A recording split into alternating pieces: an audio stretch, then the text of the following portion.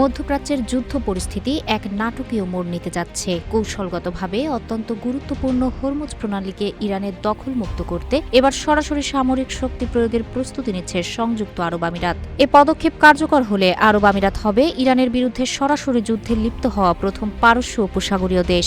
আরব কর্মকর্তাদের বরাত দিয়ে এমন তথ্য জানিয়েছে মার্কিন গণমাধ্যম ওয়াল স্ট্রিট জার্নাল। এক মাসের বেশি সময় ধরে চলা যুদ্ধে আমিরাত প্রায় ২৫০০ ইরানি ক্ষেপণাস্ত্র ও ড্রোন হামলার শিকার হয়েছে। এটি ইসরায়েল সহ এই অঞ্চলের অন্য দেশগুলোর তুলনায় বেশি। যুদ্ধের কারণে হরমুজ প্রণালী কার্যত বন্ধ হয়ে যাওয়ায় দেশটির তেল উৎপাদনও অর্ধেকের বেশি কমে গেছে। পাশাপাশি দুবাই ও আবুধাবির শেয়ার বাজার প্রায় $১২০ বিলিয়ন বাজার মূল্য হারিয়েছে।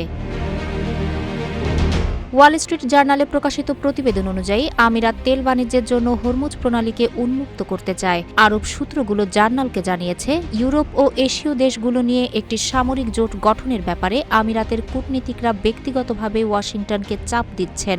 জোটের লক্ষ্যে জলপথের নিয়ন্ত্রণ নেওয়া। কর্মকর্তারা জানিয়েছেন, হরমুজ প্রণালীতে শক্তি প্রয়োগ করতে আমিরাত বর্তমানে জাতিসংঘের নিরাপত্তা পরিষদে একটি প্রস্তাব পাশের জন্য লবিং করছে। বর্তমানে প্রণালীর মাইন অপসারণ সহ সামরিক অবদান রাখার মতো ক্ষেত্রগুলো খতিয়ে দেখছে আবুধাবি। আরব কর্মকর্তারা জানিয়েছেন, উপসাগরীয় এই দেশটি চায় যুক্তরাষ্ট্র যেন প্রণালীর দ্বীপগুলো দখলে নেয়। এছাড়া হরমুজ প্রণালীতে অবস্থিত আবু মুসা দ্বীপটি দখলের জন্য তারা যুক্তরাষ্ট্রকে চাপ দিচ্ছে। বর্তমানে দ্বীপটি ইরানের নিয়ন্ত্রণে থাকলেও আরব আমিরাত দীর্ঘকাল ধরে এটি দাবি করে আসছে।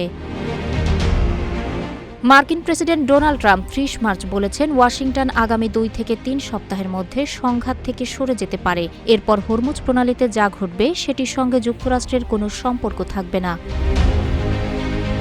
ট্রাম্প জোর দিয়ে বলেন, এই জলপথ দিয়ে বিশ্বের ২০% তেল বাণিজ্য হয়, তাই এটি সচল করার দায়িত্ব প্রণালী ব্যবহারকারীদের। তাহেরা আক্তার, রূপালী বাংলাদেশ।